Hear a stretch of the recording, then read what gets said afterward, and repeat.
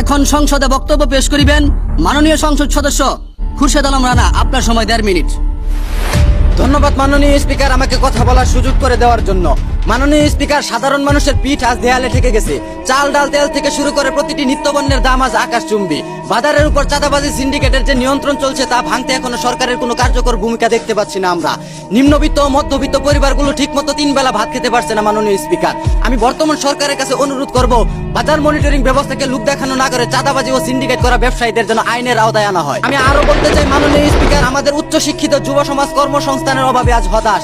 একদিকে হাজার হাজার পদ খালি পড়ে আছে, অন্যদিকে নিয়োগ প্রক্রিয়ায় দুর্নীতি থাকার কারণে মেধাবীরা পিছিয়ে যাচ্ছে। তরুণদের এই মেধা যদি আমরা কাজে লাগাতে না পারি মাননীয় স্পিকার, তাহলে ভবিষ্যতে এই দেশ কখনো উন্নতির ছোঁয়া পাবে না। সিঙ্গাপুর, মালয়েশিয়ার মতো দেশ স্বাধীনতার 20 থেকে 40 বছরের মধ্যে উন্নত রাষ্ট্রে পরিণত হয়েছে, আর আমরা স্বাধীনতার 54 বছর পেরিয়ে গেলেও এখনো কোনো উন্নতির ছোঁয়া পাইনি মাননীয় স্পিকার।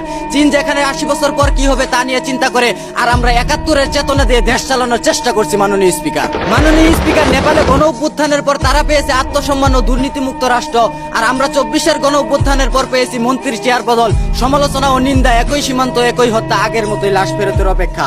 ভারত যেখানে আমাদের দেশের উপর মিসাইল পরীক্ষা করে, আর তা নিয়ে আমাদের দেশীয় বুদ্ধিজীবীরা ফেসবুক, টিকটক, ইউটিউবে যুদ্ধ করে।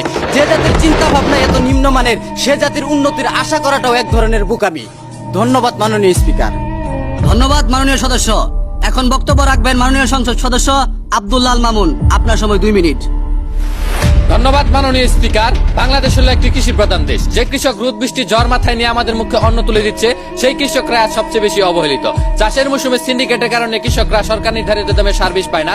কালোবাজারে চড়া দামে সার বীজ কিনতে গিয়ে কৃষকরা আজ ঋণগ্রস্ত। মাননীয় স্পিকার, কৃষকরা মাথার ঘাম পায়ে ফেলে ফসল ফলায়, অথচ ধান বিক্রি করতে গেলে কত তাল বাহানা দেখতে হয়। কাঠাপ্রতি 1600 টাকা খরচ করে ধান বিক্রি করতে হয় 700 থেকে 800 টাকা মন, যেখানে সরকার নির্ধারিত মূল্য করে দিয়েছে 1400 টাকা করে। মাননীয় স্পিকার, বড় বড় শিল্পপতিরা হাজার হাজার কোটি টাকা ঋণ খেলাপি হলেও তাদের কিছু হয় না, অথচ কয়েক হাজার টাকা কৃষি ঋণের জন্য কৃষকদের নামে মামলা হয়, তাদের কোমরে দড়ি বেঁধে জেল হাজতে নেওয়া হয়। এটা অত্যন্ত লজ্জাজনক মাননীয় স্পিকার।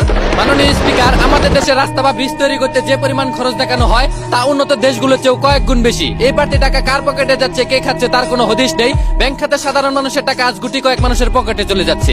বিদেশে টাকা পাচার করাটা এখন ডাল ভাতে পরিণত হয়েছে। আমরা যদি এই টাকা পাচারকারীদের ধরতে না পারি মাননীয় স্পিকার, তাহলে আমাদের আউলিয়া দেশ যে কোনো সময় দেউলিয়া হয়ে যেতে পারে। মাননীয় স্পিকার, জন্ম নিবন্ধন থেকে শুরু করে সরকারি হাসপাতালে চিকিৎসা, সব জায়গায় টাকা ছাড়া ফাইল নড়ে না। সাধারণ মানুষ আজ সিস্টেমের কাছে জিম্মি। মাননীয় স্পিকার, আমরা যদি এই দুর্নীতির লাগাম টেনে ধরতে না পারি, কৃষকদের রক্ষা করতে না পারি, তাহলে ইতিহাসের কাঠগড়ায় আমাদের জবাবদিহি করতে হবে। ধন্যবাদ মাননীয় স্পিকার।